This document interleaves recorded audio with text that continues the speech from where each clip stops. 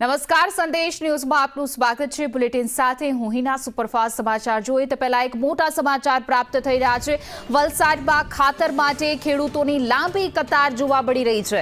ધરમપુરમાં 1 kilometre લાંબી કતારમાં ખેડૂતો ઊભા ખાતર માટે તરવડિયા મારી રહ્યા છે।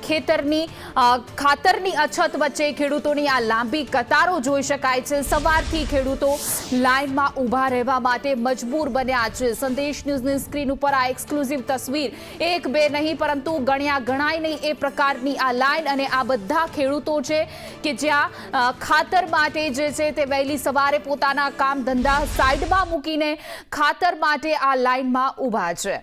વધુ વિગતો સાથે અમારા સંવાદદાતા જાવેદ ખાન જોડાઈ ગયા છે। જાવેદ, જોઈ શકાય છે 1 કિલોમીટર સુધી લાંબી ખેડૂતો પોતાનું બધું જ સાઈડમાં મૂકી ખાતર માટે લાઈનમાં ઊભા છે।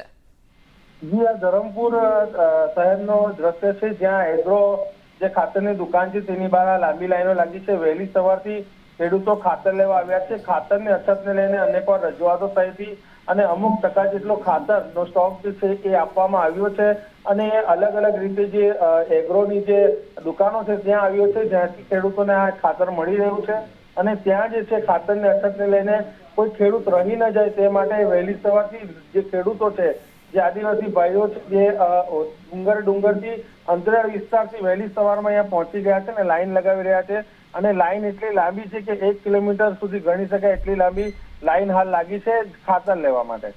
જી જાવેદ, સમગ્ર માહિતી આપવા બદલ આપનો આભાર।